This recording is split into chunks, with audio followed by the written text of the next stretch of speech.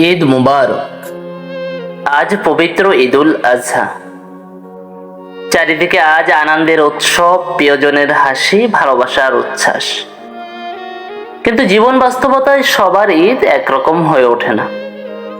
কারো ঈদ পূর্ণতায় ভরে ওঠে, আবার কারো ঈদ অপূর্ণতার দীর্ঘশ্বাসে হারিয়ে যায়। আজ আমার ছোট্ট মেয়েটির জীবনের প্রথম ঈদ।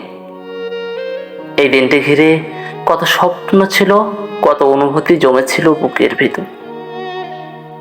ইচ্ছে ছিল ছোট্ট হাত দুটি ধরে ঈদের সকাল দেখ, তার নিষ্পাপ হাসিতে নিজের সমস্ত ক্লান্তি ভুলে যাব। কিন্তু নিয়তির নির্মম বাস্তবতা, দায়িত্বের শিকল আর চাকরির দূরত্ব আমাকে আটকে রেখেছে বহু দূরে।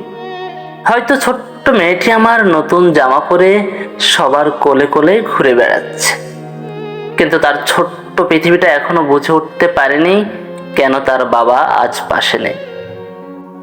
বিশ্বাস করো মা, এই দূরত্ব কোনো অবহেলা নয়, এটা শুধু একজন বাবার নীরব যুদ্ধ। পরিবারের হাসির জন্য নিজের সমস্ত অনুভূতিকে চাপা দিয়ে বেঁচে থাকার যুদ্ধ। আজ এই ঈদ আনন্দের মাঝেও বুকের ভিতর এক অদৃশ্য শূন্যতা বিরাজ করছে।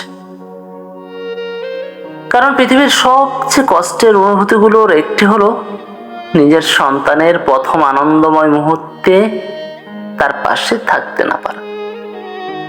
তবু দূর থেকে শুধু এই দোয়াই করি, আমার ছোট্ট মেয়েটির জীবনটা যেন সব সময় হাসি, ভালোবাসা আর শান্তিতে ভরে থাকে। মামনি, হয়তো কোনো এক ঈদে এই দূরত্বের গল্পগুলো শুধু স্মৃতি হয়ে থাকবে, ইনশাআল্লাহ।